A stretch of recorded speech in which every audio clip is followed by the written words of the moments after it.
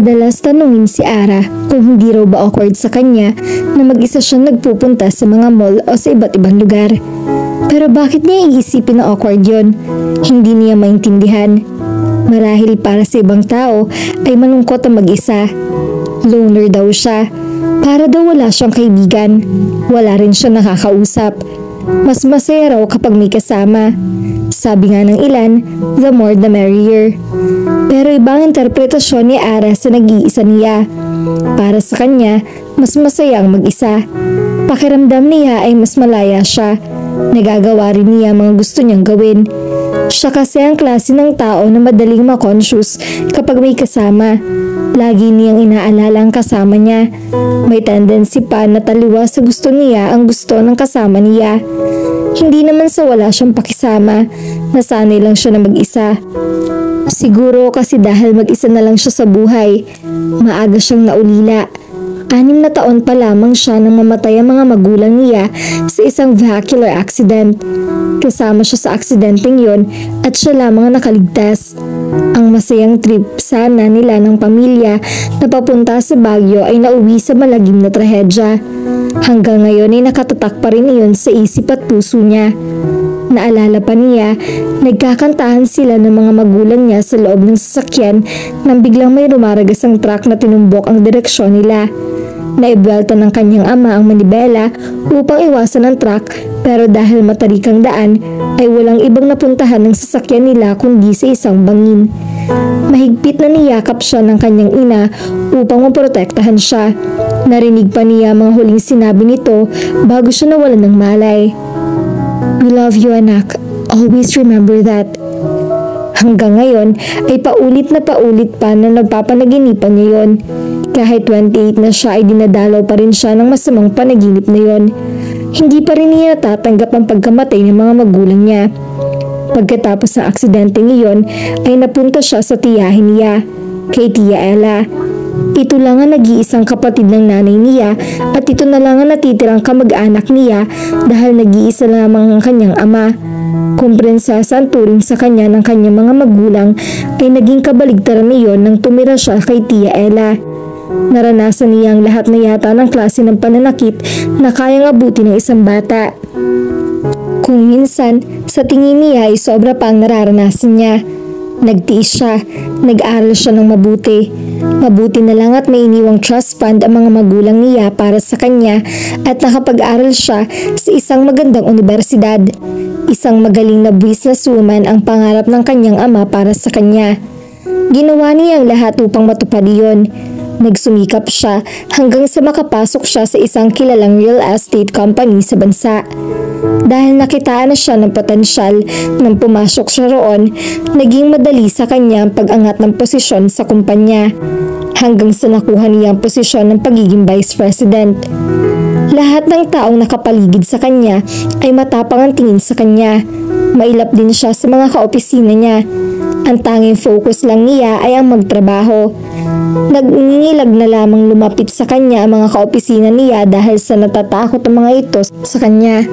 Kung alam lang ng mga ito na nasa likod ng malagintrang ugali nito ay isang maamong tupa na naghahanap ng kalinga at pagmamahal. Bago siya makapagtapos ng kolehiyo ay namatay ang Tia Ella niya dahil sa breast cancer. Karma siguro nito yon. Pero sa kabila ng ginawa nito sa kanya ay itinuturing niya itong kapamilya. Inalagaan niya ito at naghanap ng solusyon para mapahaba pa ang buhay nito. Kaya lang huli na ang lahat. Bago ito pumanaw ay nagkapatawaran sila. Kahit sa mga huling sandali nito ay naiparamdam nito sa kanya ang pagmamahal na nararapat daw para sa kanya. Ara Castañeda ang pangalan niya. Ipinangalan daw siya sa kanyang ama sa isang Spanish professional tennis player na si Arantxa Vicario. Base sa research niya ay marami iyong napanalo ng tournament. Pero kabaligtaran siya nito.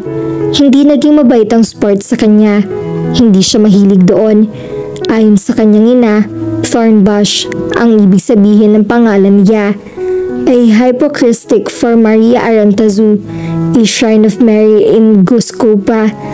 Sa tingin niya ay hindi rin akma sa kanya iyon dahil sa opisina siya. Ang tawag sa kanya ay Miss Tigres. Napabuntong hininga si Ara at napatingin sa paligid. Sanay nga siguro siya mag-isa, pero hindi sa isang romantikong lugar tulad ng Baywalk. Kahit saan siya tumingon ay may mga sweet couple siyang nakikita. Paano nga bang hindi? It was a Valentine's Day. Kaya natural lang ang ganung tagpo, lalo na sa lugar na ganon. Bakit nga ba siya nandun? Ay mali, bakit ba doon naisipan makipag-meet ni Lorraine sa kanya?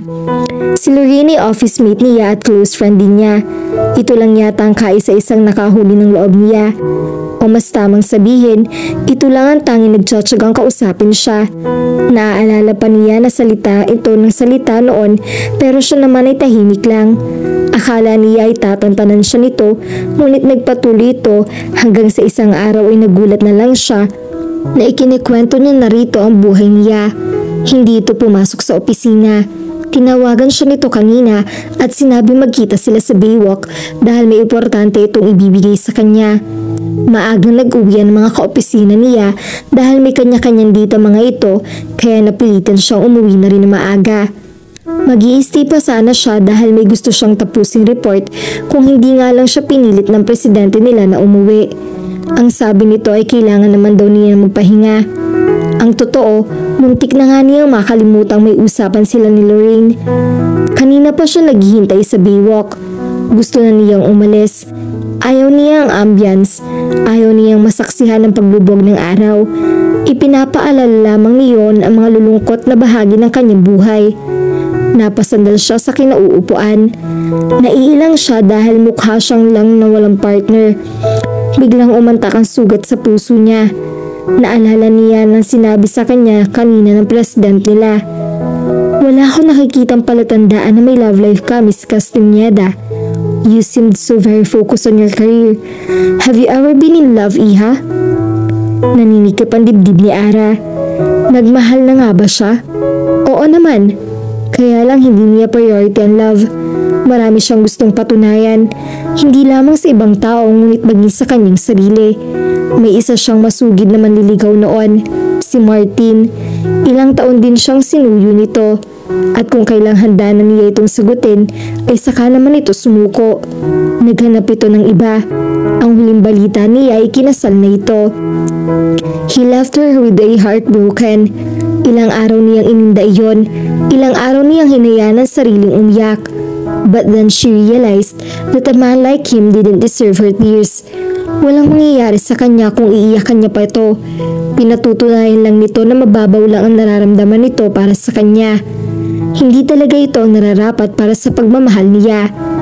Maya-maya ay naagaw ang atensyon niya ng isang babae at isang lalaki na mismong harapan niya nagbabanggayan. Napalunok siya. I can't believe you, Andrea. Lahat ginawa ko para sa'yo. Pagkatapos ay basta mo na lang akong didispatchahin sa buhay mo ng ganito. Nagbibingi-bingihan ako sa mga chismis. Naniniwala ako mahal mo ko. Pagkatapos niloloko mo lang pala ako. How dare you? Sabi ng lalaki. Albert, huwag naman dito. Nakakahiya.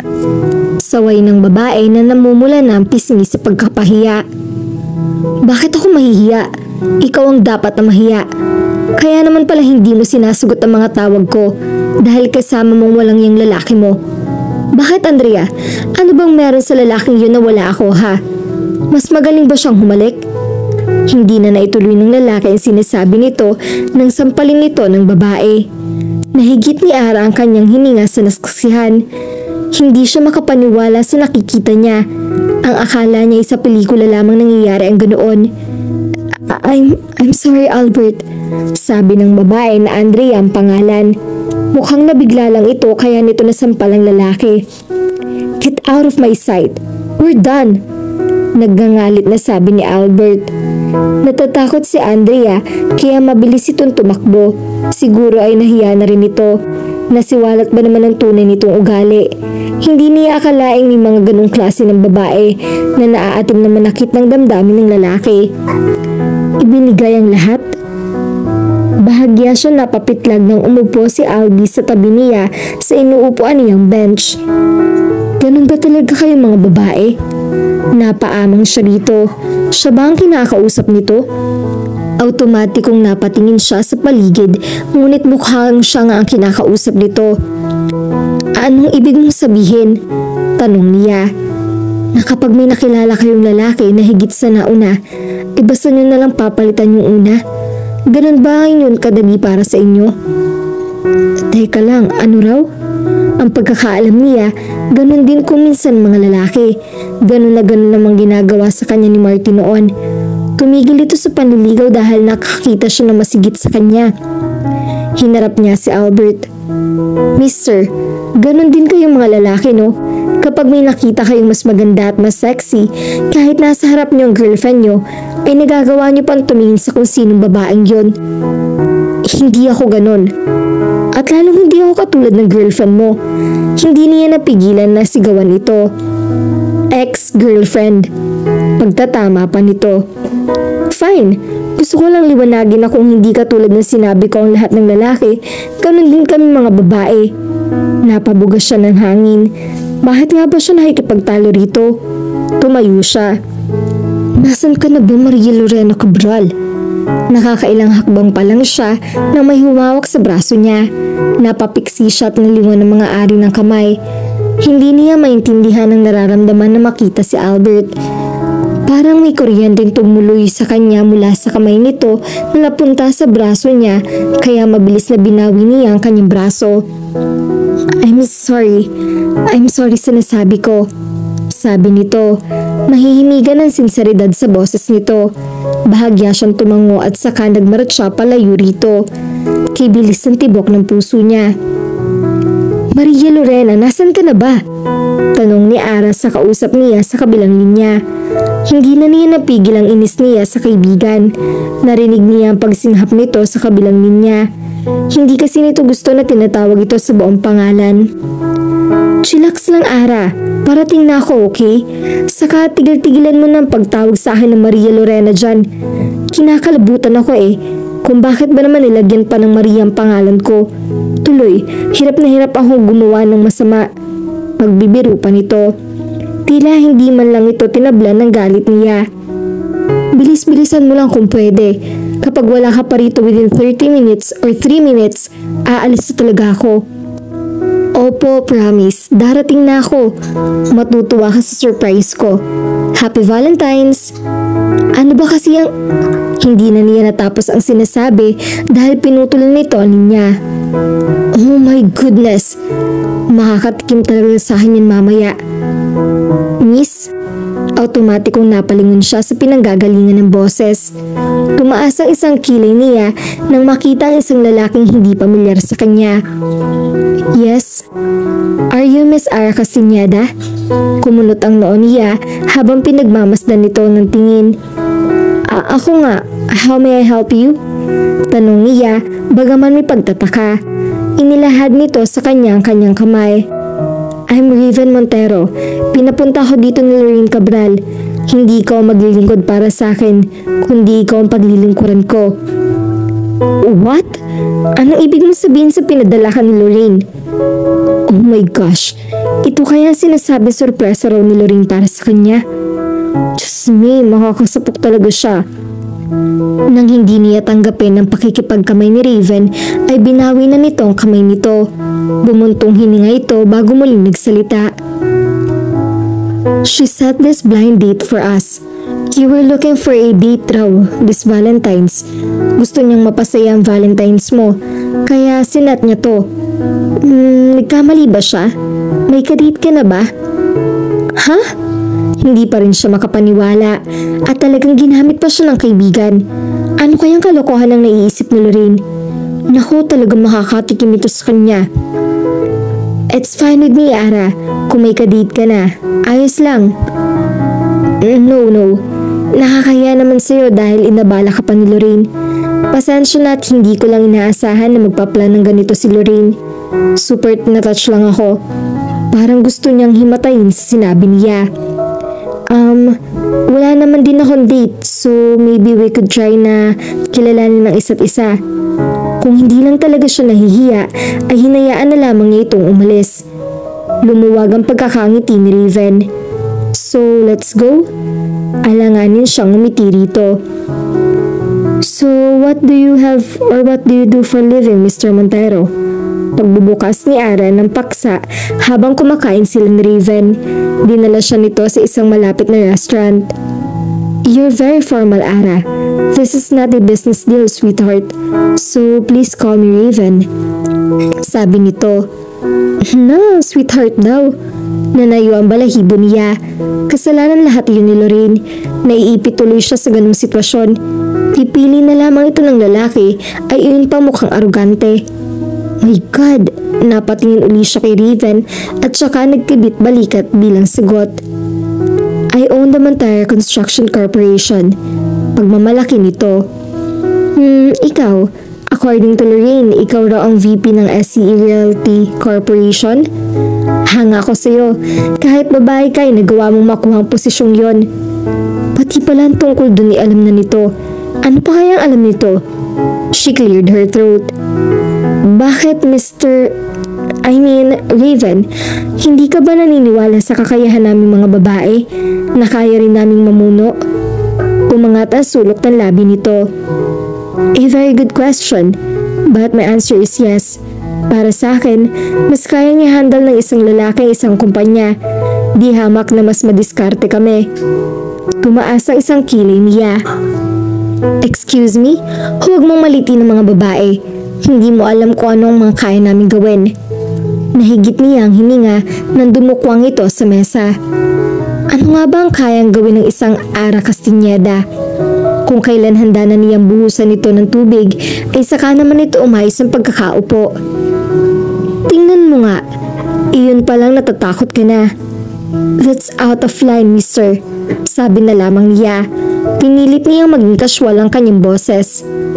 You're blushing, tudyo nito. Cute, ha? Inirapan niya ito. No, I'm not. I'm blushing out of anger. Ang buong akala ni Ara ay matatapos na ang kalbaryo niya pagkatapos ng dinner nila ni Raven, ngunit nagpresenta pa ito na ihatid siya. Tumanggi siya noong una, ngunit nagpumilit ito, pero hindi siya mapapaisa rito. Nagpababa siya sa kanto malapit sa inuupahan niyang apartment. Wala siyang pakialam kung maglalakad siya sa dilim. Hindi hamak naman na mas nakakatakot kay Raven ang dilim. Ang akala siguro nito ay hindi niya napapansin ang pasimpleng paghawak-hawak nito sa kanya. Hindi man lang siya nito ay pinagbukas ng pinto ng sasakyan nang pababa na siya. Pinatunayan lamang nito na kaunti lamang ang gentleman sa mundo. Handa na sana siyang umibis ng kotse nang pigilan siya nito. Don't I deserve a good night kiss? Ang kapal! Hinarap niya ito. Ganun na lamang ang pagkagulat niya nang eksaktong maglalapat ng mga labi nila. Mabilis na itinulak niya ito at saka siya bumaba ng sasakyan. Yuck! Panay ang pahid niya sa mga labi niya. No, hindi niya matatanggap na si Raven ang first kiss niya. Kadiri talaga. Ang akala niya ay ligtas na siya rito, ngunit sinundan siya ng loko. Hinaklit nito ang baywang niya. Alam mo, Ara, huwag ka na magpakipot. Kilala ko ang mga tipo mo. Pa-hard to get pa kunwari, pero bibigay rin naman. Sabi pa nito. Nagsimulang maglakbay ang isang kamay nito sa katawan niya. Nagpumiglas siya. Bastos! Pinaghampas niya ito ng hawak na bag. Wala man lang batang taon magagawi sa lugar na iyon para tulungan siya. Nakakuha siya ng pagkakataon para tadyakan ito. Nang makawala siya rito ay mabilis siyang tumakbo. Buwisit naman dahil nagpapabagal sa pagtakbo niya ang suot niyang 3-inch high heels shoes. Maya-maya ay nagulat na lamang siya nang may humilas sa kanya. Sisigaw na sana siya ngunit tinakpan agad nito nang humaklit sa kanya ang bibig niya. Nagpupamiglas siya sa pag-aakalang si Raven pa rin iyon. Pwede bang huwag ka magulo? Tanong ng pamilyar sa tinig. Napatigil siya sa pagpupumiglas. Dahan-dahan siyang pumihit paharap para makumpirma kung si Albert ngayon. Tinanggal nito ang kamay na tumatakip sa dibdib niya. Hindi niya maintindihan kung bakit tila gusto niyang tumutol. Nasamyo niya ang bango ng kamay nito habang nakatakip sa bibig niya. Parang ang sarap niyong halikan. Oh my gosh, nababaliw na siya. Nakaamang pa rin ito sa kanya habang sa umalis ito sa tabi niya para tawanawin si Raven. Pagkalipas ng ilang sandali lumapit ito sa kanya. Wala na siya, sabi nito. Boyfriend mo bang manyak na yon? What? Hindi ko boyfriend yon. Umiling ito. Nakita ko inihatid ka niya rito, kaya naisip kong boyfriend mo siya. Kung hindi mo siya boyfriend, siguro naman ay kaibigan mo siya. Hindi rin. Ang mga babae talaga. Sa susunod, huwag kang kung kani-kanino sumasama nang hindi ka napapahamak. Walang gatol na sabi nito. Bago pa siya makapag-react ay iniwan na siya nito. Naiwan siya nangingit-ngit. Sino ba naman na may gustong sumama sa lalaking yun? Kainis? Sorry na, Ara. Nagpatuloy lamang si Ara sa pagbabasa ng mga dokumento. Ipinaramdam niya kay Lorraine ang pagkainis niya sa pinlano nito para sa kanya. Patawarin mo na ako, oh. Hindi ko naman kasi talaga alam sa ganun mauuwi lahat eh. Malay ko bang manyakas yun? High profile naman kasi si Raven Montero.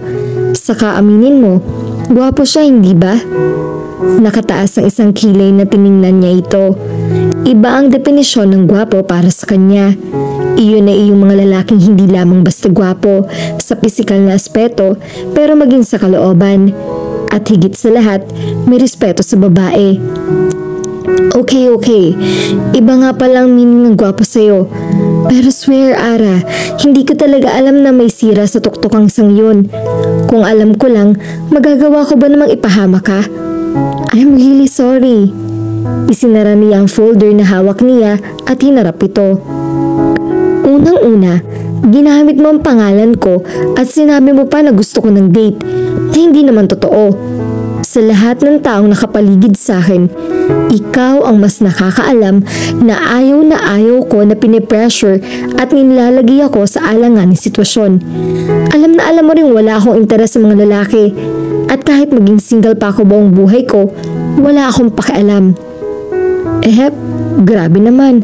Huwag naman panghabang buhay. 28 ka pa lang kaya may pag-asa ka pa. Huwag ka magsalita ng tapos dyan. Sinasabi ko lang sa'yo kung anong nasa isip ko, Maria Lore. Ako naman, ayun na naman yung Maria na yan.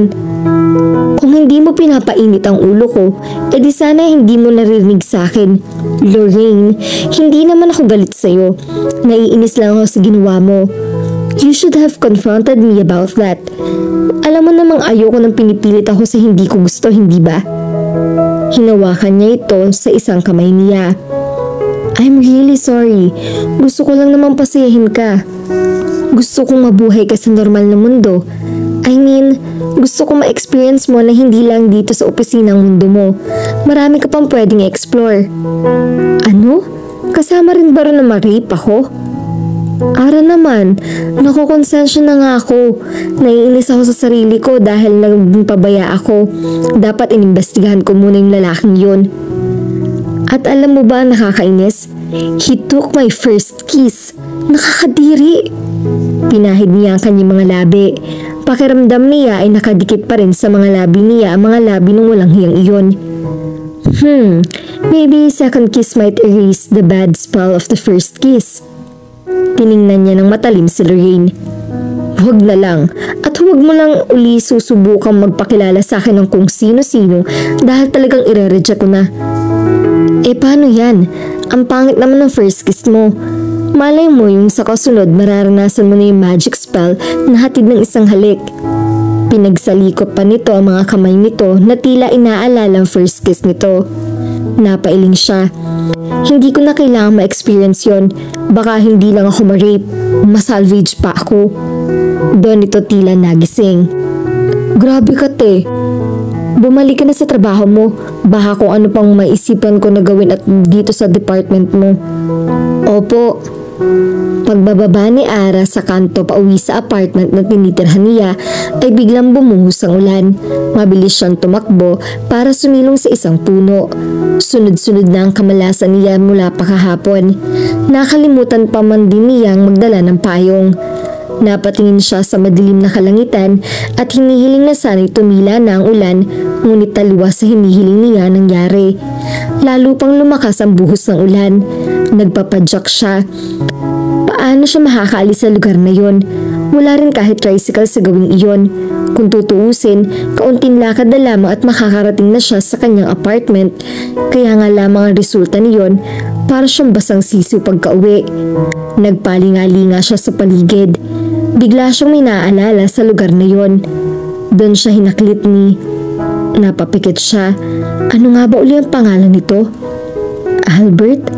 Kumintal sa isip niya ang pangalan nito dahil kumintal din sa isip niya ang eksenang kinasangkutan nito. First time kasi niya nakasaksi ng ganong eksena sa buong buhay niya. Sa mga TV pa lamang kasi niya nakikita ang ganong tagpo. Kung sa bagay, akala nga niya noon sa TV lang din nangyayari iyon na nagawa sa sariling kadugo na sakta ng sariling nilang pamangkin o ano. Pero hindi pala. Mayroon pala sa totoong buhay. At siya mismo ang patunay roon. Pero tapos niyon, napatawad na niya ang Tia Ella niya. Napakislot siya ng kumulog. Kasabayan lalo pang paglakas ng ulan. Umaanggi sa gawin niya. Mukhang mababasa rin siya sa kinaroroonan niya. Kung gano'n ay mas mabuti pang sumungin na niya ang ulan, patakbo niyang binagtas ang looban papunta sa apartment niya. Napatigil siya nang biglang kumulog. Takot siya sa kulog. Kanina pang nanginginig ang mga tuhod niya, na dahilan din kung bakit gusto na talaga niya makauwi. Mukhang pinaglalaroan pa siya ng panahon dahil lalong lumalakas ang ulan na sinamahan pa ng malakas na hangin. Shucks! Bahala na! Inalis niya ang bag na inihaharang niya sa ulo. Maya-maya'y naramdaman niya ang tila wala nang bumagsak na patak ng ulan sa kanya. Tumigil na ba ang ulan? Pero bakit nakikita pa niya ang patak ng ulan sa lupa? Nang mag-akyat siya ng tingin ay nagulat siya at napangangan ng mapagsino ang may mabuting loob na nagpayo sa kanya. Walang iba kundi si Albert. Napakapabaya mo. Kahapon munti ka ng marip. Ngayon naman wala kang payong. Napapailing na tura nito. Napalitan ng inis ang pasasalamat sana niya rito. Naningkit ang mga mata niya. Tumutulong ka ba o nandito ka lang para isa-isahin sa akin mga kamalian ko? Both, sagot nito. She rolled her eyes. Hindi ko kailangan ng tulong mo. Nagsimula siyang humakbang, ngunit hinablot nito ang braso niya. Kumpara sa nararamdaman niya noong unang magdikit ang mga balat nila, ay mas dumoble pa yata ang boltahe ng kuryenteng tumulay sa katawan niya. Epekto ba yun ng basa niyang braso? Oh my gosh, maluloka siya sa mga kakaibang nararamdaman niya. Ihahatid na kita. Huwag ka na magmatigas. Kaya ko ang sarili ko. Kayong mga babae, lagi na lang ang gusto niyong nasusunod. Bahala ka na nga. Inismiran niya iyon. Magsisimula pa lamang siyang kumaripas ng takbo nang muling kumulog. At sa pagkakataong iyon ay may kasama pa iyong kidlat. Natulo siya sa kinatatayuan. Oh my God! Siguro naman ngayon ay hindi mo natatanggihan ang pagtulong ko. Naramdaman pa niya ang hininga nito sa kanyang batok. Lalo pa iyon nagpatagtag sa kilabot na nararamdaman niya. Tumabi ito sa kanya. Halika na. Nang kumulog uli ay mahigpit na napakapit siya sa braso nito. Ano ba kasing hinahanap mo sa isang lalaki? Napatingin si Ara kay Lorraine. Ito lang ang may lakas ng loob na tanungin siya tungkol doon. Matagal na rin noong huli niya siyang na-attract sa isang lalaki. Second year college siya noon, ang guntik na niyang mahalin si Martin. Simple lang gusto niya si isang lalaki. Iyong mahal siya at mahal din niya. Hindi nga niya alam kung mabubuksan pa ang puso niya pagkatapos iyong masaktan. Wala na rin siyang pakialam kung tumanda siyang single. Matagal na rin siyang nag-iisa sa buhay at hindi magiging kakulangan ang kanya kung wala siyang partner. Ara, ano ba kasi ang gusto mo sa isang lalaki? Ulit ni Lorraine sa tanong nito. Napatingin siya rito. Ngayon lang uli siya nito kinukulit tungkol sa bagay na iyon. Dati-rati, kapag tinatanong siya nito ay dinedadma lang niya ito. Nakaantabay ito sa kilos niya. Tila hinihintay ang sagot niya. Uminom muna siya ng kape bago ito hinarap sa nginitian. Simple lang gusto ko sa isang lalaki, Lorraine. Siyempre, iyong mahal ko at higit sa lahat ay mahal ako. Naisang tinig niya sa wakas ang dati sa isip lamang niyang sinasabi. Kababakasan ng pagtatakang itsura ni Lorraine. Napangiti siya at nagpatuloy sa sinasabi. Napakasimple ba? Pero hindi naman yun simple lang. Dahil ang pagmamahal ay sakop ang lahat. Kung mahal ka ng isang lalaki, poprotektahan ka niya. Lagi niya ikukonsidera ang nararamdaman mo. Kaya kaya niyang irespeto maging ang mga desisyon mo. Tapat siya sa'yo at hindi ka niya kayang saktan. Nanatili itong nakatitig sa kanya. Hindi niya maintindihan kung bakit bigla niyang naisip si Albert. Na mga nakaraang araw ay madalas itong sumisingit sa isip niya. Bigla niyang naaalala ang huling beses na nag-cruise ang mga landas nila. Siguro naman ngayon ay hindi mo natatanggihan ng tulong ko. Anang baritonong tinig mula sa kanyang likuran. Nararamdaman pa niya ang hininga nito sa kanyang batok. Lalo pa yung nagpatagdak sa kilabot na nararamdaman niya. Halika na, sabi nito tumabi sa kanya. Nang kumulog ay muli siyang napapikit ng mahagpit na yakap sa braso nito. Hanggang sa makarating sila sa tapat ng bahay niya ay nakakapit pa rin siya rito. Para siguro siyang tertiary kung makakapit dito. Nakakahiya. Nalaman tuloy nito ang kahinaan niya. Maya-maya ay nakuha na niyang alisin ang mga kamay dito. Thank you sa paghatid. Oh my goodness, bakit ba nagbabakal siya? Marunong ka naman palang magpasalamat. Napamaang siya rito. Wala ka bang alam kung di barahin ang lahat ng sasabihin ko? Mabuti nga't nagpasalamat pa ako eh. Look miss, wala namang mali sa sinasabi ko sa'yo. Ikaw lang itong minamasama mga ginagawa ko. So, sinasabi mo bang ganun lang talaga ako magsalita at ganun ka lang talaga magsalita? Blunt? Hindi ba mas maganda yun kaysa magsinungaling ako? Kayo lang naman mga babaeng plastic, hindi ba? She gritted her teeth. Kaya siguro nagawa kang lokohin ng girlfriend mo. Masyado kang... Hindi na niya naituloy ang sinasabi nitong bigla nang walang magsalita. Wala kang karapatang husdahan kung anong klase akong boyfriend. Hindi mo nararamdaman kaya hindi mo alam. Matiim ang tingin nito sa kanya. Nakita mo ba kung paano ako alagaan ng girlfriend ko? Alam mo ba kung paano ako nagbibingi-bingihan sa mga sinasabi ng mga kaibigan ko patungkol sa kanya? Alam mo ba kung gaano ko siya kamahal ha? Alam mo bang handa na ako mag-propose sa kanya ng Valentine's? Pero anong napala ko? Nakita ko pa mismo kung paano niya ako kaplastik yan. Sige nga, alam mo ba ang pakiramdam ng naloko? Maramdaman mo lang ba na masasaktan ng ganoon? Albert, itinaas nito ang isang kamay. Pumasok ka na. Naputol ang pabalik tanaw ni Ara nang tumili si Lorraine. Dahilan para mapatingin sa direksyon nila ang mga taong nasa cafeteria. Nang lingunin niya ang mga tao ay nahihiyang humingi siya ng paumanhin. Pero isang lalaki nakakuha sa atensyon niya. Nagtama ang kanilang mga mata. Tila ba may 10 kabayo nagkakararahan sa dibdib niya. She was mesmerized by his look. Noon lamang niya napansin na alabuhin pa lamang ang mata nito. Ang mga matang iyon ay kayang pasunurin ng lahat ng mga babae, maging siya. Siya ang unang nagbawi ng tingin. Bakit ba sila lagi nagkikita ni Albert? Para itong kabuti na bigla na lang sumusulpot kung saan siya naroroon. Ibinaling niya ang atensyon sa kaibigan. Lorraine, ano ka ba naman? Nagpisay nito. I'm really sorry. Masaya lang ako dahil sa wakas ay naging open ka na rin sa bagay niyon. Late reaction ka na naman eh. Pasensya naman at ninanamnam ko pa ang mga sinabi mo. Para naman, nagkasundo na tayo na kahit kailan ay wala ka nang isa-set up kung sino sa akin, hindi ba? Wala pa naman akong sinasabi. Ang sa akin lang, at least alam ko kahit paano ay may puwang pala dyan sa puso mong pag-ibig. Ano raw? Puwang? Parang kailan lang ay sinabi niyang wala espasyo sa puso niya ang mga ganung bagay. Paano mo naman nasabi? I can see it in your eyes. Nag-spark yung mga mata mo habang sinasabi mo yun sa akin. Meaning to say, umaasa ka makakatagpo ng ganung lalaki. Ha? Okay, mag-deny ka kung gusto mo. Basta ako, in-interpret ko lang ang mga nakikita ko sa mga kilos mo. Bakit Ara? Mayroon na ba nagpapalambot sa bato mong puso? Napansin niyang tumayo si Albert sa kinauupuan nito. Muling naghinang ang mga mata nila. Nagulat pa siya nang kumaway ito sa kanya at ngumiti. Pakiramdam niya ay muntik na pa siyang malaglag sa kinauupuan. Para naging jelly ang mga tuhod niya sa ngiting iyon. Nakakatunaw. Gumanti siya ng kaway para i-acknowledge ito. Napansin din iyon ni Lorraine at nanunodyo ang tingin bumaling ito sa kanya. "Who is that gorgeous guy?"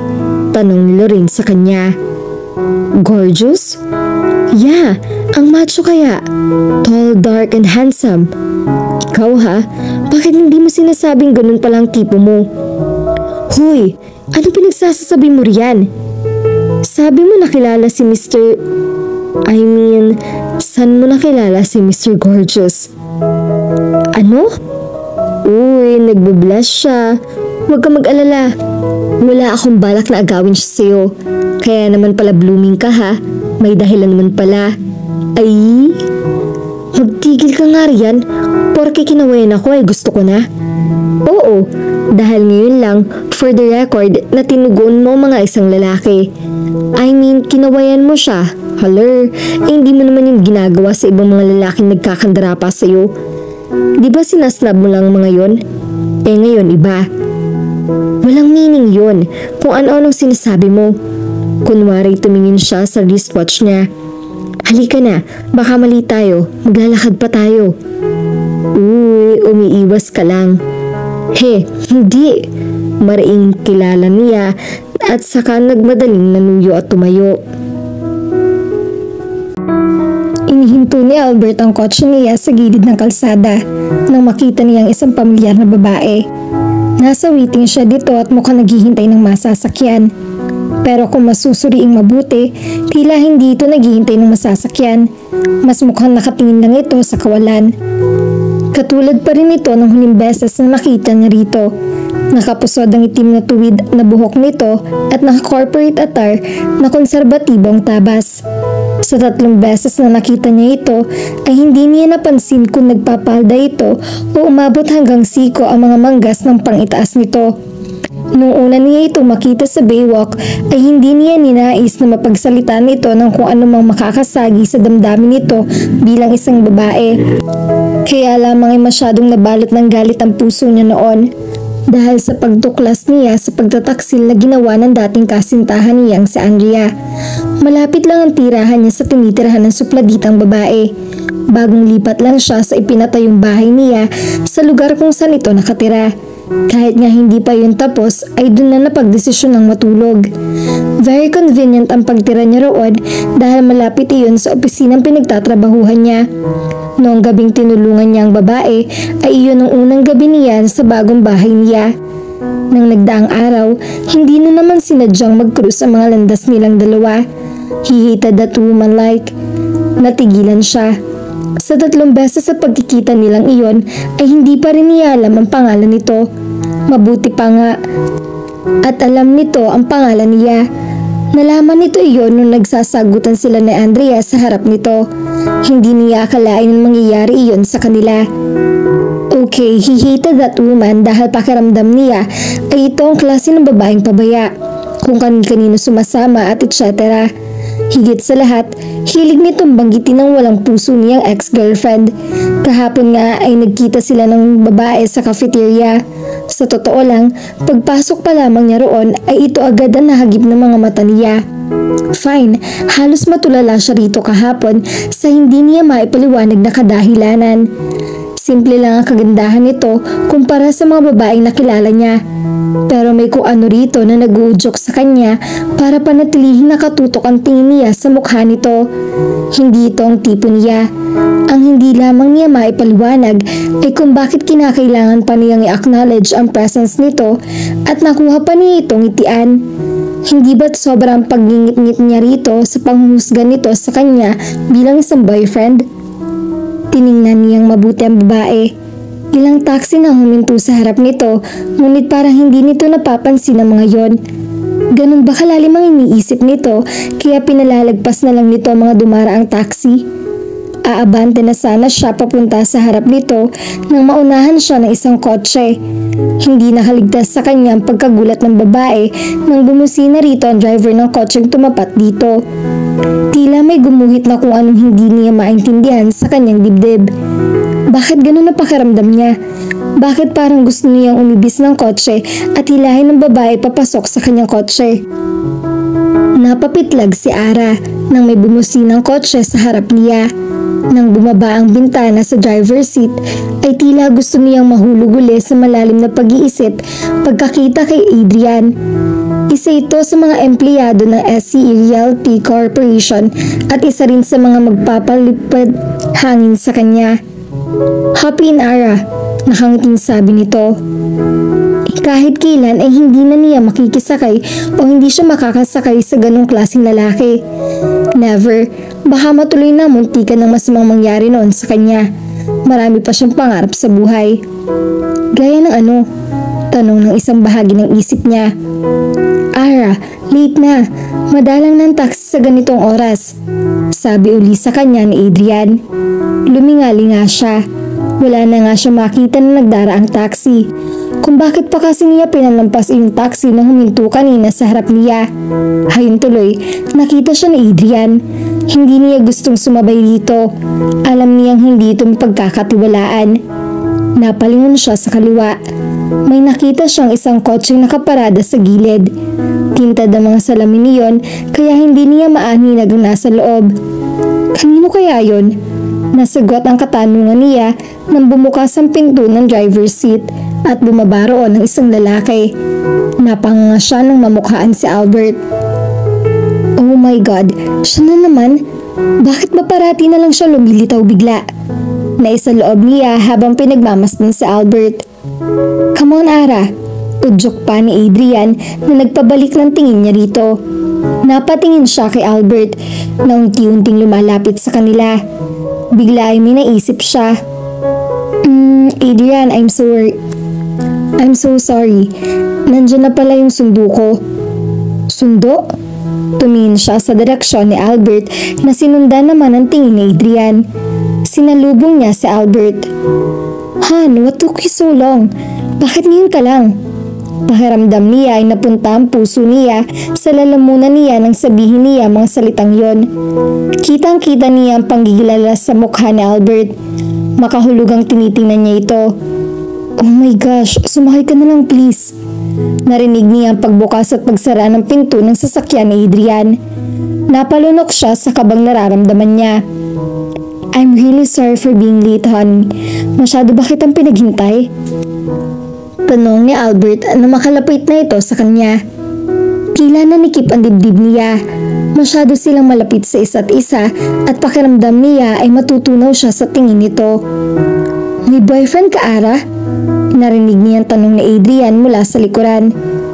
"Oo naman," sabi ni Albert nang balingan nito ang lalaki. "Hindi ba obvious pare? Do you want proof?" Pagkasabi niyon ay bigla siya nitong hinapit at walang sabi-sabing inangkin ang mga labi niya. Lalong nagimbal si Ara. Parang pumasok siya sa ibang dimensyon. Napakalambot ng mga labi ni Albert. Hindi siya nagprotesta at tila may sariling isip pa mga labi niyang tinugon ang halik nito. She felt like floating on air. Iyon ba ang ibig iparating ni Lorraine sa kanya? It's so magical. Kung hindi pa nga tumikim si Adrian, ay hindi pa sila maaawat sa paghahalikan. "I'd better go, guys," sabi ni Adrian at saka umalis agad. Nanatili siya nakatitig kay Albert. Nararamdaman pa rin niya mga labi nito sa mga labi niya. Nawawala na yata siya sa sarili. "Let's go, honey," untag sa kanya ni Albert na may pilyong ngiti sa mga labi. Noon siya tila binuhusan ng malamig na tubig. Itinulak niya ito. "Bakit kinakailangan mo pa akong halikan, ha? Nagustuhan mo naman, hindi ba?" Nanunod yun sabi nito. Napamaang siya. Ito na yata ang pinaka-aroganting lalaki na kilala niya. "What? Ang kapal mo talaga." "So, makapal na ako ngayon pagkatapos mo akong ipakilalang boyfriend sa kung sinong lalaki na yon?" "Correction, ikaw ang nagpakilala, hindi ako. Pero ikaw ang nagsimula. Iyon naman ang gusto mong iparating sa kanya, hindi ba?" Natahimik siya. Ang gusto lang niya ay tigilan siya ni Adrian kaya ginamit niyang excuse si Albert. "Ayos lang naman yun, Ara. Nice name, ha?" Inismeran niya ito at saka naglakad na palayo rito. Ayaw na niyang mapahiya pa, lalo pat tinugon niya ang halik nito.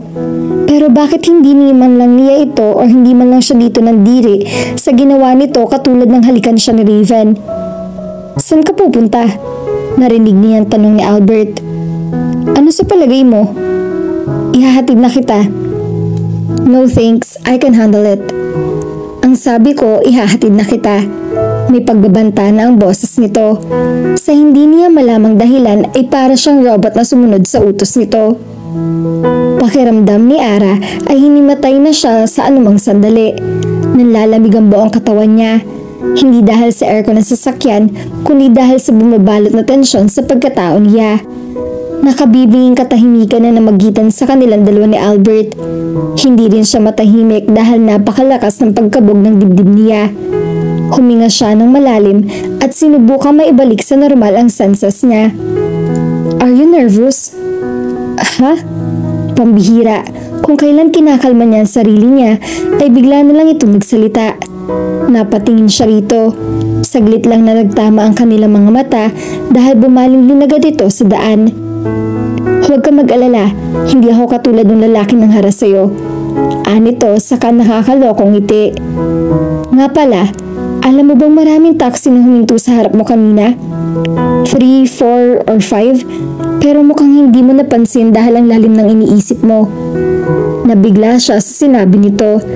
Kanina pa ba siyang pinapanood dito? Bakit alam mo? Are you stalking me? Nakataas ang isang kilay na sita niya rito. Tumawa ito ng mahina. Alam niyang nang iinsulto ang tawang iyon pero hindi siya naaasar. Hindi niya maintindihan kung bakit masarap sa pakiramdam na titigan ito habang tumatawa ito. His laugh was so enchanting. Nang humarap ito sa kanya ay mabilis na nag-iwas siya ng tingin. Seryoso ka? Ako? Nang-i-stalk sa'yo? Ang yabang talaga. Bulong niya. Narinig ko yon, sabi nito. Anyway, ano bang iniisip mo kanina at masyado kang lutang? O mas tamang tanungin kung sinong nasa isip mo? Napamaang siya sa pagtutsa nito. At bakit ko naman sasabihin sa'yo? Ano naman ang pakialam mo doon? Let me think. Kunway nag-isip ito. Dahil boyfriend mo ko? Don't you think I have the right to know what? What? Bulalas niya na nanlalaki ang mga mata. Mister, let me make it clear that I just didn't have an option. Kaya pinakilala kitang boyfriend ko. Don't you think that show is over? Mister na lang ngayon? Parang mas masarap sa pandinigang Han. Pinandilatan niya ito. Hindi yata ito mauubusan ng ipambabara sa kanya. Nanlalatang napasandal na lang siya sa backseat. Pagod na siya galing sa trabaho at sinasaid pa nitong natitiran niyan lakas sa pakipag-angilan dito. Manliligaw mo ba yung lalaking yon? Bakit ayaw mo sa kanya? Maya-maya itanong uling nito. Hindi ko siya type. Matipid na sagot niya. So type mo ako. Nasapo niya ang kanyang noo. You know what? You're oozing with so much confidence. Pwede ba mag-drive ka na lang dyan? Nabigla siya ng tigil nitong sasakyan at ginagap ang kaliwang kamay niya. Tila nakaramdam siya ng kuryenteng dumaloy sa bawat himaymay ng katawan niya dahil sa ginawa nito. Bakit hindi natin subukan, Ara? Ano? Ang alin? Halos magkanda utal-utal na sabi niya. Ang ibig kong sabihin, bakit hindi natin natuloy ang pagpipretend? Nang akmang magprotesta siya ay nagsalita ulit ito. Isipin mo na lang, Ara, may nakakita na sa atin at base sa obserbasyon ko, katrabaho mong lalaking yon. So paano ko ipagkalat niya na may boyfriend at may boyfriend ka na? Hindi ba? May punto to. Pero teka lang, hindi niya gusto ang ideyang kailangang ipagpatuloy ang kasinungalingang yon. Natitiyak niya nga magugulat si Lorraine kapag nalaman nito ang tungkol doon. Look, Ara, tinutulungan na kita. Umiling siya.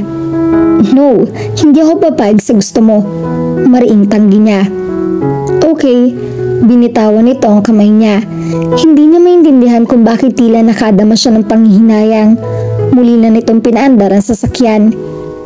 Kung mag-isa lamang si Albert sa sasakyan niya, ay baka kanina pa niyang iniuntog ang ulo sa manibela. Ano bang pumasok sa isip niya para alukin si Ara na ituloy ang pagpapanggap nila? Nababaliw na yata siya. Nakakabaliw kasi ang halik nito. Kung hindi pa marahil tumikim yung di manong manliligaw nito, baka hindi na niya nakontrol ang sarili. Ngayon lamang niya naramdaman ang ganoong damdamin sa tanang buhay niya. Ilang babae na rin ang nahagkan niya, 4 to be exact, pero bukod tanging si Ara lang ang nakapagparamdam sa kanya ng ganoon. It felt like it was his first time to kiss a woman. Para siyang mawawala sa ulirat. Binagala niya ang takbo ng sasakyan nang malapit na sila sa apartment ito. Nang patayin niya ang engine akmang bababa ito, ngunit pinigilan niya ito. Siya nagbukas ng pinto para rito. Salamat, maya-mayang sabi nito. How about a thank you kiss? Kitang-kita niya ang pamumutla nito kahit medyo madilim ang paligid. Lumapit siya rito. Okay, let me give you a welcome kiss. Tuluyan niyang tinawid ang distansya sa pagitan nila at mabilis sa ginawaran nito ng halik sa mga labi. Isang quick smack kiss lang iyon dahil bahagyang nakaramdam siya ng takot na baka hindi na niya mapakawalan pa ito. Get inside. Good night, honey. Huminga muna ng malalim si Ara bago pumasok sa glass door ng office building na pinapasukan niya. Mula nang pumasok siya roon ay nun lamang siya nakaramdam ng kaba. Paano kung kumalat na nangyari kagabi? Marami pa man din mga tsismosa doon kaya natitiyak niyang maikwento lang iyon sa isa ay kakalat agad iyon na parang virus. Kung sakali man na may umugong na balita, si Lorraine ang kauna-unahang lalapit sa kanya para kumpirmahin iyon. Katulad ng dati, taas noo siya naglakad. Nagtuloy-tuloy siya ng pasok sa elevator. Wala siyang kasabay na lumulan doon. Napabuntong hininga siya. Diyos ko, kahit ngayon lang ulit, please. Wala naman po sanang kababalaghan na mangyari. Nais sa loob niya. 5 palapag na lamang at makakarating na siya sa palapag kung nasa ng opisina niya nang huminto ang elevator at bumukas ang pinto niyon. Napangiwi siya nang masilayan ng lalaking hindi niya nais makita. Si Adrian. Saglit itong natigilan bago pumasok sa loob. Pakiramdam niya ay biglang sumikip ang elevator at hindi na siya makahinga nang tumabi ito sa kanya. Ang buong akala ng lahat ay wala ka pang boyfriend, pero kabaligtaran pala no? Basag nito sa katahimikan. Sa bagay, ilag naman ang lahat sa iyo para itanong ang mga bagay na yon. Masyado kang malihim, Miss Castañeda. Pumakto siyang normal dito. Hindi ba't iyon naman talaga ang policy ng kampanya, Mr. Suarez? Hindi dapat pinaghahalo ang personal nating buhay sa trabaho. Hanggang ngayon, hindi pa rin ako makapaniwala. Umiiling na sabi nito. Nang bumukas uli ang pinto ng elevator, ay naglakad na ito palabas. See you around, Miss Aranza. Sabi nito bago pa sumara ang elevator. Napasandal siya. Pakiramdam niya ay naikalat na ni Adrian ang tungkol sa kanila ni Albert. Pagdating niya sa opisina ay inabala agad niya ang sarili ng pag-upo sa mesa niya. Kailangan niya mag-concentrate sa trabaho. Saka na niya iisipin kung anong pwede mangyari sa araw na yon. Sa sobrang pagkaabala niya ay hindi na niya namalayan ng oras. Kung hindi pa tumunog ang intercom ay hindi pa niya malalaman na mag-aalas 12 na. Ma'am, si Lani po ito. Sabi ng babae nang sagutin niya ang intercom. May naghahanap po sa inyo. Wala po siyang appointment pero nagpupumilit po eh. Kilala niyo raw po siya. Sino raw? Albert Benitez daw po. Pakiramdam niya ay tumigil ang pag-inog ng mundo. Wala naman siyang ibang kilalang Albert kundi ang makulit na lalaking yon. Anong ginagawa nito roon? Talaga bang gusto siya nitong ilagay sa kapahamakan? Ma'am, kilala niyo po ba siya? Pukaw sa kanya ni Lani. Yes, Lani. Sagot niya na bahagyang ikinagulat niya. Hindi na niya iyon mababawi. Tinakpan niya ang mouthpiece upang sandaling bumuga ng hangin. Ma'am, papupuntahin ko na po ba siya sa office niyo? Pakisabi na lang na ako na lang ang bababa. Thank you. Nang maibaba niya ang intercom ay napatayo siya mula sa kinuupuan. Nagpalakad-lakad siya sa silid na para bang mapapawi niyon ang tensyon na naghahari sa kalooban niya. Hindi niya alam kung paano pakikiharapan si Albert. Napatigil siya. Wala na siya magagawa kundi ang harapin ito. Bahala na ko ano maging consensual niyon. Hindi naman siguro yun makakabawas sa pagkatao niya. Huminga siya ng malalim upang kalmahin ang sarili. Bahagya pa siya nag-ayos ng sarili. Naikiling niya ang ulo. Kailangan pa siyang natutong gawin iyon.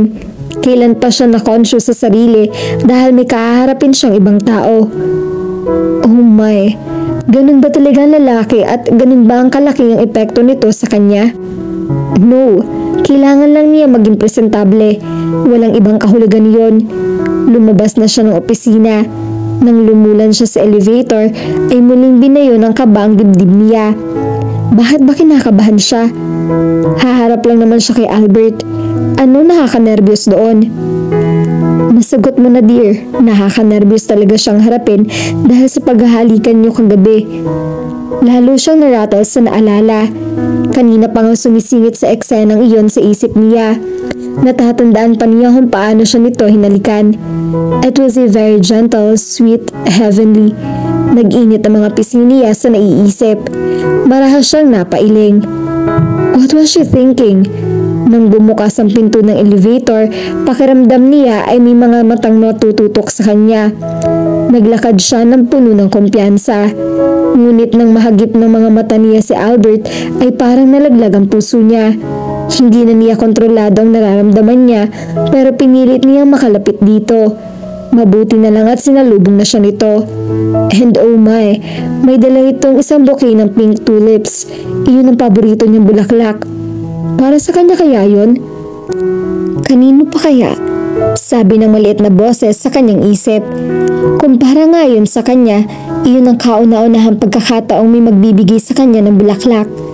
Parang gusto na niyang ma-inlove kay Albert. Natigilan siya at ipinilig ang ulo sa naisip. Hindi maaaring mangyari yun. Dahil sa kung ano-anong tumatakbo sa isip niya ay hindi niya namalayan na nakalapit na sa kanya si Albert. Napamaang na lang siya nang biglang halikan siya nito sa pisngi. Pasensya na honey kung hindi ako nakapagsabi ha. Can we have lunch together? Miss na kita eh. Napangiwi siya. Siya? Namimiss ni Albert na impossible yata yun. Okay, kung sa kanya impossible, sa'yo ba?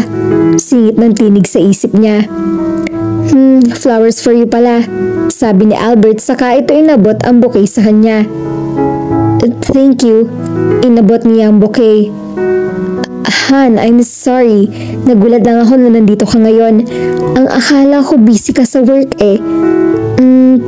Pwede tayo magsabay mag-lunch. Nagawa niyang sabihin sa kabila ng pagsasal ng kanyang dibdib. So, let's go? Napatingin siya sa kanyang wristwatch. Tamang-tama at break na nila. Napasulyap siya sa mga taong nasa reception area. Animo nanonood ng mga ito ng isang pelikula. Napangingi siya. Tara na, sabi ni Albert at hinawakan nito ang kamay niya. Nang nakasakay na sa kotse si Albert ay doon na nakuha ang pagkakataon ni Ara para sitahin ng lalaki. Hoy, ano na naman ang drama mo ha? Hindi ba nagkakaliwanagan na tayo kagabi? I know, hindi ko rin naman gusto na abalahin ka, kaya lang kailangan ko talaga ng tulong mo. Kumunot ang noo niya. My help? Para saan? Called me last night. I mean, para sa heartbreaker kong ex-girlfriend. She called me last night at gusto niya makipagbalikan sa akin. Naguluhan siya. At ano naman ang kinalaman ko roon? Ayaw mo nun, pwede nang matuloy ang proposal mo. You don't understand. Kung ikaw ang nasa katayuan ko, masasabi mo rin kaya ang sinasabi mo sa akin ngayon? Kung tanga ko, baka makikipagbalikan ako. Pero hindi ako ganun. Niloko na niya ako at alam ko magagawa uli niya yon. At hindi ganun kadali magpatawad ng ginawa niya. She has done more than enough. So, ano nga ang gusto mong gawin ko? Ipapakilala kita sa kanya. And then, ipapakilala ito bilang new girlfriend ko. Oh no, bakit ba hindi niya yun naisip agad? Nabobobo na yata siya. Tinitigan niya si Albert. Seryoso ang anyo nito. Siguro iyon ang motibo nito kung bakit gusto niya ipagpatuloy ang pagpapanggap nila. Tila may kurot siyang naramdaman sa isang bahagi ng puso niya. Just this time, Ara. Help me. Pautos ang dating sa kanya nang sinabi nito sa halip na pakiusap. Napabuntong hininga siya. At anong mangyayari pagkatapos, Mr. Benitez? Magpapanggap tayo hanggang sa mapaniwala natin si Andrea na talagang tayo. Kailangan lang tigilan niya ako. Pagkatapos nun, everything will go back to normal. Pero kung kailangan mo ng serbisyo ko bilang boyfriend mo, then we could continue the show. Okay, no demands, no strings attached, Mr. Benitez. At pwede ba, wag mo nga akong basta nalang hinahalikan? Pag-iisipan ko. Kasi feeling ko naman nagugustuhan mo. Nanunod yung sabi nito. Albert, okay, pero kung hinihingi ng pagkakataon, ay hindi na ako hihingi ng permiso sa'yo. So, iyon lang ang pag-uusapan natin?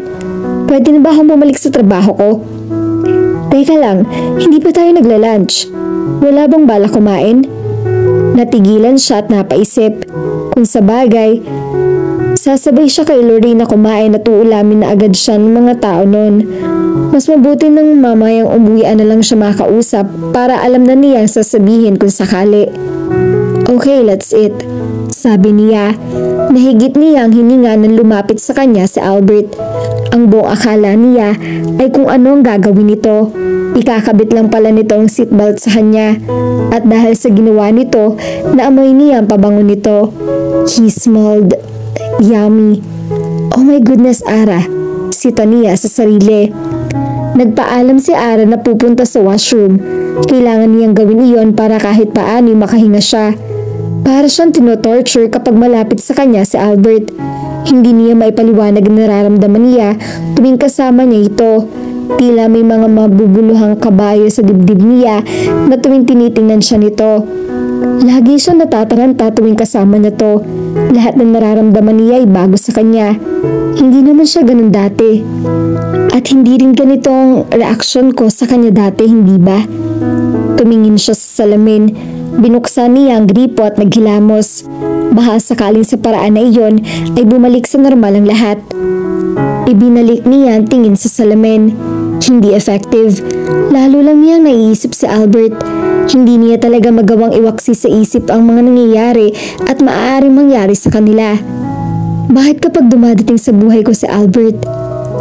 Bumuntong hininga siya at saka hinamig ang sarili bago lumabas ng washroom. Malapit na siya sa table nila nang mapansin niya ang isang babaeng lumapit kay Albert. Humalik pa ang babae sa pisngi ng lalaki. Napalunok siya. Pakiramdam niya ay may tumusok na aspiles sa puso niya sa nakita niya. Namumukha niya ang babae. Hindi siya maaaring magkamali. Ang malaanghel na mukha, alon-along buhok at bilingkinitang katawan na iyon. Bigla siyang alerto. Iyon ang ex-girlfriend ni Albert, si Andrea. Sweetheart, I'm so glad that you're here. Sana sinabihan mo akong nandito ka magla-lunch para sabay tayo nagpunta rito. Narinig niyang malambing na sabi ni Andrea. Tumaas ang isang kilay ni Ara. Sweetheart, parang gusto niyang ingudngud ang mga pagmumukha ni Ara, ni Andrea para ipaalala rito ang palulohong ginawa nito kay Albert. Pagkatapos ng ginawa nito ay may lakas pa ito ng loob na tawagin sweetheart sa Albert. Ang kapal. Bakit nag-aalboroto ka dyan? Sita ng isang bahagi ng isip niya. Uy, nagsaselos ka no? Para siyang binuhusan ng malamig na tubig dahil sa mga salitang yon. Siya? Magsaselos? Hindi. Saan naman yun napupulot na isip niya? She managed to compose herself. The show is about to begin. Tumaas ang sulok ng kanyang mga labi. Andrea? At bakit naman kailangan pa niya magpaalam sa'yo? Tanong niya nang makalapit na siya. Nagulat ang dalawa sa pagdating niya. Nabaling ang atensyon ni Andrea sa kanya.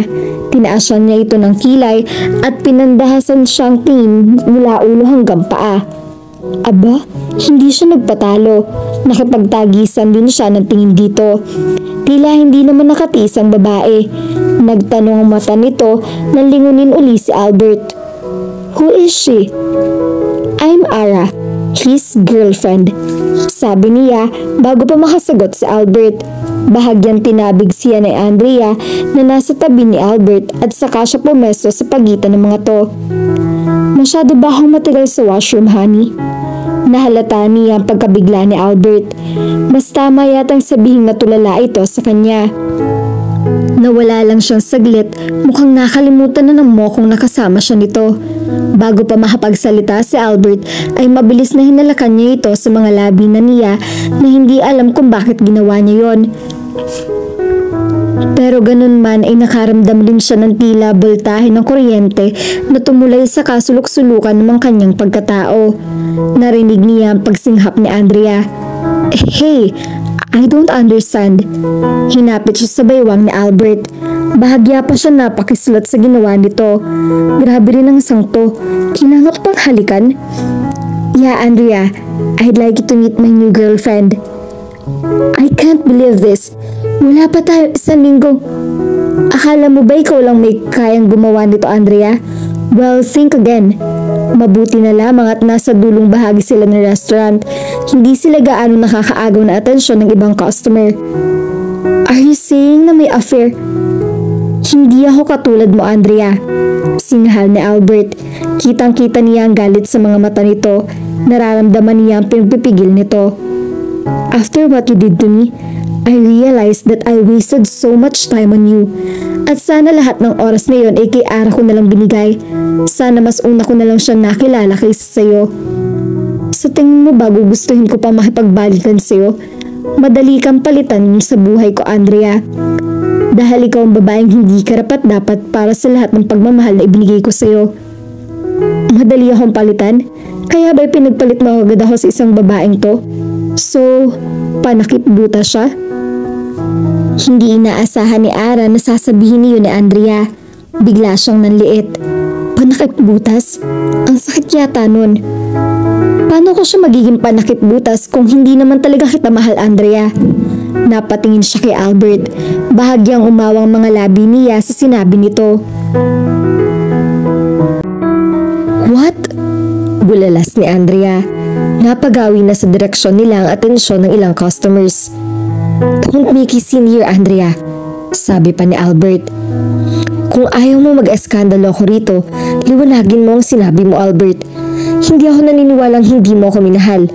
Simula pa lang nung nasa college tayo, ay ako na ang crush mo. Ikaw na rin na sumagot sa sinabi mo. Crush kita, hinahangaan kita ng sobra, kaya naghanangad ako na ligawan ka. Hinahangaan kita sa pag-aakalang mabait ka at lagi may concern para sa ibang tao. Hinahangaan pa kitang lalo noong malaman kong working student ka at ikaw mismo tumutusto sa pag-aaral mo. I love your qualities. Ang mga katangiang iyon ang nabuo sa utak ko, Andrea. Iyon ang Andrea ang minahal ko. At mula nung pinangarap ko na ikaw ang mapakasalan ko. Huminga ito ng malalim. Hindi naman ako totally nagbulag-bulagan at nagbingbinghan eh. Ramdam ko na nagbago ka. Mataas na naging ambisyon mo. Ang maging mayaman, ang maging head ng kumpanya. Sinuportahan naman kita, hindi ba? Alam ko naman kasing may dahilan ka kaya mo yan ginagawa. Kaya lang, hindi talaga ako kasama sa mga priority mo, Andrea. Nagawa mo pa makipagrelasyon sa anak ng boss natin? Para ano? Para mapaabot ang gusto mo? Ang laking sampal nun sa pagkatao ko. I was working hard for you. For us.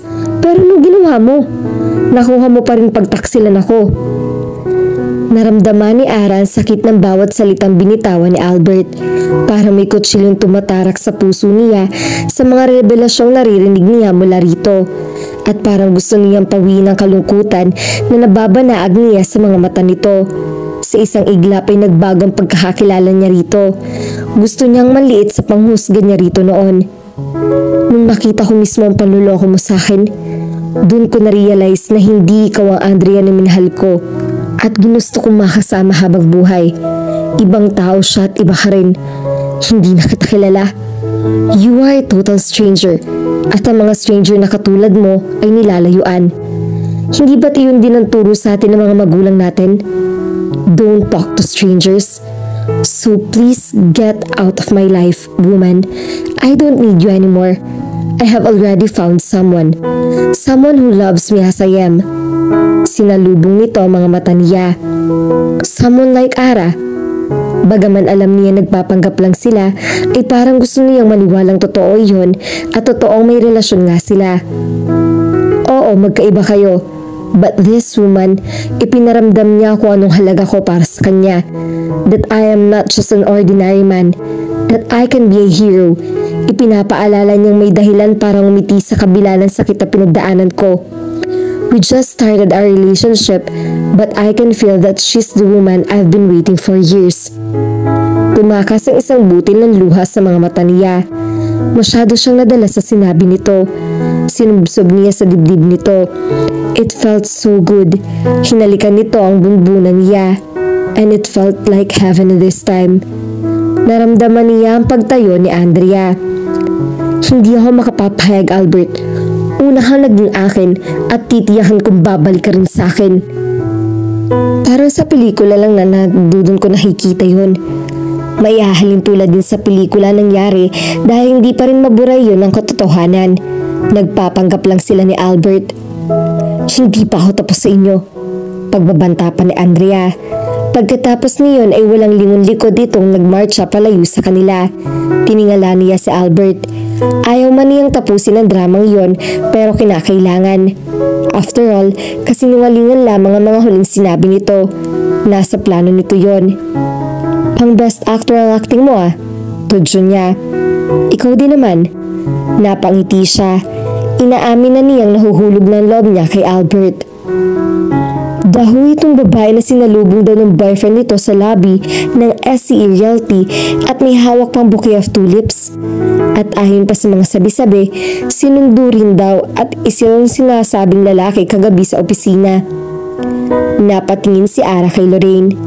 Alam niyang siya ang pinatatamaan ng mga blind items nito. Nasa bahay siya nito dahil doon sila nagtungo pagkatapos ng office hours. Sa halip na patulan ng pinagsasasabi nito ay pumunta siya sa kusina at kumuha ng maiinom nila.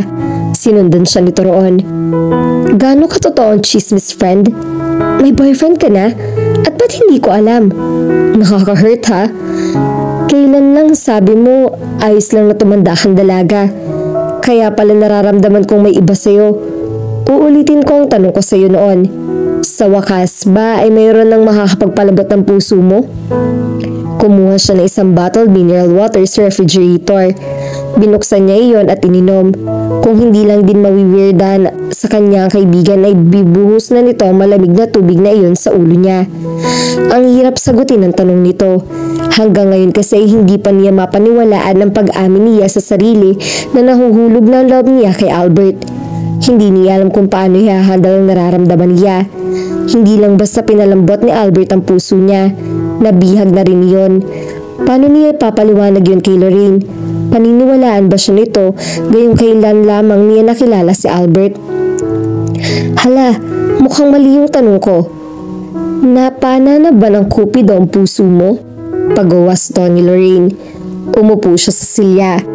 Bumuntong hininga siya. Kailangan niya makakausap. Maloloka siya kung sasarilinin niya iyon. Paano ba siya magsisimula? Dear, huwag mong sarilinin. Umupo ito sa katapat na silya at hinawakan ng kanyang kamay. You can trust me. Lorraine, yung lalaking sinasabing boyfriend ko, siya rin yung lalaking nakita mo rin sa cafeteria noon. Lorraine's mouth formed an O. Sinasabi ko na nga ba nakakainis ka, in denial ka pa. Paano ba kayo nagkakilala? Lorraine, uulitin ko, siya yung sinasabing boyfriend ko. Meaning to say, hindi mo talaga siya boyfriend? Bulalas nito. Teka nga, naguguluhan ako. Kaya nga ipapaliwanag ko ngayon sa'yo. Listen, Lorraine. Sinimulan niyang ikwento kung paano niya nakilala si Albert, kung paano siya nitong iniligtas kay Raven at kung paano bigla na lamang itong sumusulpot kapag kinakailangan niya ng tulong. Pagkatapos niya magkwento ay natututok nito ang bibig. Saglit itong nakahuma. Oh my gosh, hindi mo nabanggit sa akin na dati ni may tumutulong pala sa'yo at nagliligtas sa manyak na Raven na yon. Akala ko nakatakas ka lang talaga. Kung sabi mo ay parang kabuti si Albert, edi ibig sabihin ay baka soulmate kayo talaga. Ayaw niyang paasahin ang sarili niya. Matagal na siyang hindi naniniwala sa happy ever after. Nang ilibing ang mga magulang niya, ay ibinaon na rin niya sa hukay ang paniniwala niya sa Cinderella story. Hindi naman totoo ang soulmate Lorraine. Kontra niya sa sinabi nito. Pwede naman sabihin nagkataon lang ang lahat. Pero paano mo mapapaliwanag yung ilang beses niyang pag-save sa'yo? Don't you believe that some things are meant to happen? Basta ako, naniniwala ko nakatakda yung mga nangyayari sa'yo. Malay mo, siya na pala yung matagal mo nang hinahanap. Hindi ko kayo nakita magkasama o magkatabi man lang, pero kaya ko namang nai-imagine. Pumikit pa ito. Bagay kayo, friend, sabi nito pagkadilat. Napapailing siya. Ikaw talaga, ipapaalala ko lang na kagagaling lang ng tao sa breakup. At kahit sinabihan niya akong ganun sa ex niya, still, nararamdaman ko pa rin na mahal niya yon. After all, mukhang napaghandaan na niya kung ano sasabihin at gagawin. Nabigla siya nung matuwa ito. Hinampas niya ito sa balikat. Ano nakakatawa sa sinabi ko? Paano kung hindi matatawa ha? Ngayon lang kita nakita nagkakaganyan. Nagsiselos ka no? Ano? Umamin ka nga, Ara. Na-fall ka na kay Mr. Gorgeous ano? Don't tell a lie, sabi nito. Nag-init ang mga pisngi niya. Hindi no? Oh my goodness, kilala ko ang mga ganyang actions mo. Magpapamisa ako. Magtigil ka nga dyan. Alam mo friend, may babagay sa iyong kanta. She cleared her throat. And then she sang the song Catch Me I'm Falling For You. Sapul na sapul siya sa kinanta nito.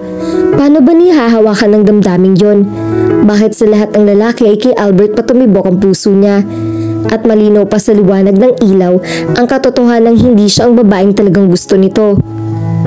Paglabas ni Ara ng gate nang titinitirahan niya ay natanaw niya ang isang pamilyar na kotse. Hindi kalayuan sa apartment niya. Hindi siya maaaring magkamali na kotse iyon ni Albert. Inilak na niya ang gate nang may marinig siyang ingay mula sa pagbukas ng tarangkahan. Napalingon siya sa pinanggagalingan niyon at napatda sa kinatatayuan na makita si Albert. Nagtama ang kanilang mga mata. Oh my goodness, ang aga-aga naman ng eksenang ganon. Tili ng isip niya.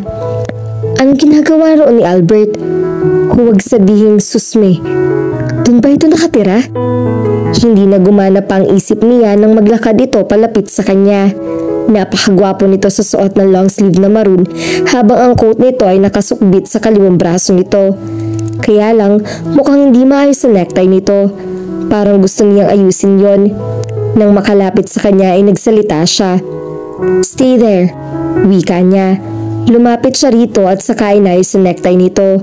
Naramdaman niya ang pakislot nitong ginawa. There, much better. Ngumiti siya.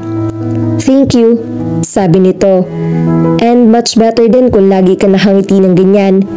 Maso yung hinaplas nito ang baba niya na ikipanandindig ng balahibo niya.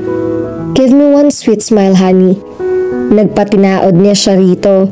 She smiled sweetly at him. Very good. Tara, ihahatid na kita. Hindi mo sinabi na dito ka lang din pala nakatira. Paano ko sasabihin kung lagi ka nakakaangal sa akin? Nag-init ang pisngi niya. Teka, ikaw din naman ah. Ikaw yata ito ang hilig punahin ng mga lahat sa akin. Because you're careless. Mag-aaway na naman ba tayo? No, hindi tayo nag-aaway. Naglalambingan lang tayo. Sabi nito na ikinatalo ng puso niya. Tumawa ito. Nahipnotismo na naman siya ng nakakahiling na natawa nito. Let's go. Hindi siya tumutol nang hawakan nito ang kamay niya. Pakiramdam niya ay tinutubuan siya ng pakpak at lumulutang siya habang naglalakad. Kakaiba naging biyahe nila. Walang angilan. Walang sumbatan. Nagkakwentuhan sila na parabang ang tagal-tagal na nilang magkakilala. Noon niya napag-alaman na nagsusulat si Albert sa isang magazine company. Maya-maya pa'y nasa tapat na sila ng SCE building. Tila nabitin siya sa pag-uusap nila. Bumaba ng sasakyan si Albert at saka siya pinagbuksan ng pinto. Don't work too hard, okay? Gusto sana kitang iyain mag-lunch kaya lang may inaasikaso kaming project eh. Ako na lang maghahatid sa'yo pa uwi. I'll call you. Oh, wala nga pala akong number mo. Napakamot ito sa batok. Ani ang phone mo? Sabi niya. Kinuha naman ito mula sa bulsa ang suot na slacks niya ng cellphone niya. Pagkaabot nito, ay isinave na niya ang number niya sa cellphone nito. Pagkatapos ay muli niyang ibinigay dito ang aparato. Tiningnan ito niyon. May gumuhit ng ngiti sa mga labi nito. Miss Supladita? Bakit? Iyan naman ang tingin mo sa akin, hindi ba? Tumawa ito.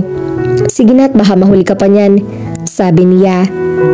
Okay, see you later, sabi nito at saka hinalikan siya sa pisngi. Nang tumalikod dito, akala niya aalis na ito, ngunit nagulat siya nang pumihit ito paharap at saka inangkin ang mga labi niya. Tila nanlambot na naman siya sa ginawa nito. Bye, sabi nito na magkahiwalay sila. Nakaalis na ito pero nanatili siya nakatulala sa kinatatayuan niya. Tila lumundag ang puso ni Ara mula sa kinalalagyan nito nang marinig niya ang pag-ring ng kanyang cellphone. Hindi niya ugaling gumamit niyon at madalas ay hindi na niyon nahahawakan. At sa totoo lang, lagi iyon naka-silent pero nang ibigay niya ang numero kay Albert, siniguro niya nagbago niya ang settings niyon sa pagkaka-silent mode para naman agad siyang maalerto sa tawag nito. Hayun nga at hindi siya magkasandutot sa gagawin. Hinayaan na muna niya yung magring ng ilang sandali pa. Baka naman kasi akalain nitong hinihintay talaga niya ang tawag nito. Napangiwi siya. Kung nakikita lang siya ni Albert ng mga oras na iyon, ay lalabas siyang kahiya-hiya. Obvious na obvious siya. Gosh, ngayon lang siya nagkaganon sa buong buhay niya. Huminga siya ng malalim bago sinagot ang tawag nito. Hello? O Ara, bungad nito. Ibang tono ng boses nito na para bang may hatid ditong masamang balita. Bigla ay nakaramdam siya ng kaba. May pinapatapos pa kasing report sa akin yung boss namin. So, I have to work late, sabi nito. And it means na, yeah, mukhang hindi na nga kita masusundo. I'm so sorry, honey. Babawi na lang ako sa ibang araw. Promise, I'm really sorry. Pinigilan niya ang sariling mapabuntong hininga. Nanlulumong sumandal siya sa backrest ng upuan niya. Hindi mo naman kailangan mag-sorry. It's really okay. Naiintindihan ko naman. After all, wala ka namang obligasyon sa akin, sabi niya sa pinakasiglang tinig. But you sound upset. No, I'm not. Mariing tanggi niya. Kung mayroon lamang siyang sapat na lakas ng loob para ibulalas iyon, ay ginawa na niya. Kaya lang ay baka pagtawanan lang siya nito. Sigurado ka? Yes. Sige na, sikasuhin mo muna yung ginagawa mo. Okay. Huwag ka na sana mag-overtime sa trabaho para hindi ka mahirapan sa paghihintay ng sasakyan mo. Marami ka pa bang ginagawa? Wala na. Uuwi na rin ako maya-maya. Mabuti. So, good night, Miss Supladita. Good night. Nang maputol ng linya ay doon na niya pinakawala ng buntong hininga na kanina pa niyang sinusupil. Napatingin siya sa monitor na nasa harap niya at nakita ang report na ipinapasubmit sa kanya. Sa susunod na linggo pa naman kailangan yon. Sinipat niyang suot ang wristwatch. 8:00 pa lamang ng gabi. Pwede pa niya yung gawin. Ang balak niya sana ay bukas na yun asikasuhin dahil nga susunduin siya ni Albert. Ngayon ay wala nang dahilan para ipagpaliban pa yon. Taliwas sa sinabi niya kay Albert na uuwi na siya, ay nagpagpasyahan niyang manatili pa upang magtrabaho.